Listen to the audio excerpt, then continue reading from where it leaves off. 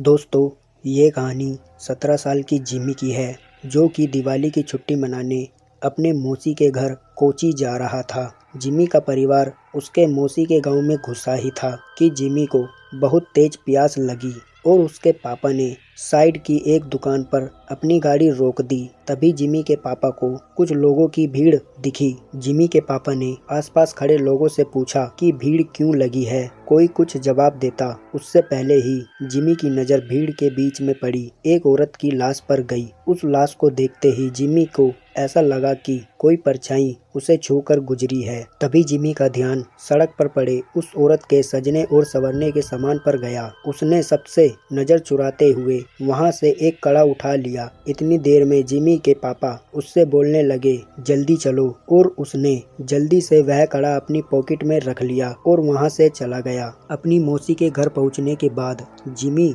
सबसे थोड़ा अजीबोगरीब बर्ताव करने लगा। उसके घर वालों को लगा कि वह उस सड़क पर लाश को देखकर थोड़ा घबरा गया होगा, लेकिन जिमी का ध्यान अभी भी उस कड़े के पास ही था। वह अपने कमरे में शीशे के सामने उस कड़े को पहनकर देखता है और मुस्कुराता है। एक दिन जब जिमी अपने कमरे में उस कड़े को पहने खड़ा था तो उसका मन किया कि वो पूरी तरह लड़की बन जाए। वह अपनी कज़न रिचा के पास गया और उससे उसके सजने संवरने का सामान मांगने लगा। और फिर जिमी अपनी मौसी के कमरे में गया और वहां से उनकी साड़ी और लिपस्टिक उठाकर ले आया। वह तैयार हो ही रहा था कि जिमी के पापा उसके कमरे में आ गए। जिमी को ऐसी हरकत करते देख उसके पापा के तो होश ही उड़ गए और उसे खूब डांटने लगे। जिमी ने रोते रोते हुए कहा कि वह लड़की बनना चाहता है। यह सुनकर उसके पापा बेहद गुस्सा हो गए और उसे पूरी तरह पीटने लगे और उसका कमरा बाहर से बंद करके चले गए। जिमी अपने कमरे में बैठकर जोर जोर से रोने लगा कि तभी अचानक से उसे दीवार पर किसी लड़की की परछाई नजर आती है और धीरे धीरे वह परछाई उसकी तरफ आने लगती है। जिमी वह परछाई देखकर थोड़ा घबरा गया और कमरे का दरवाजा जोर जोर से पीटने लगा, पर किसी ने दरवाजा नहीं खोला। दोस्तों,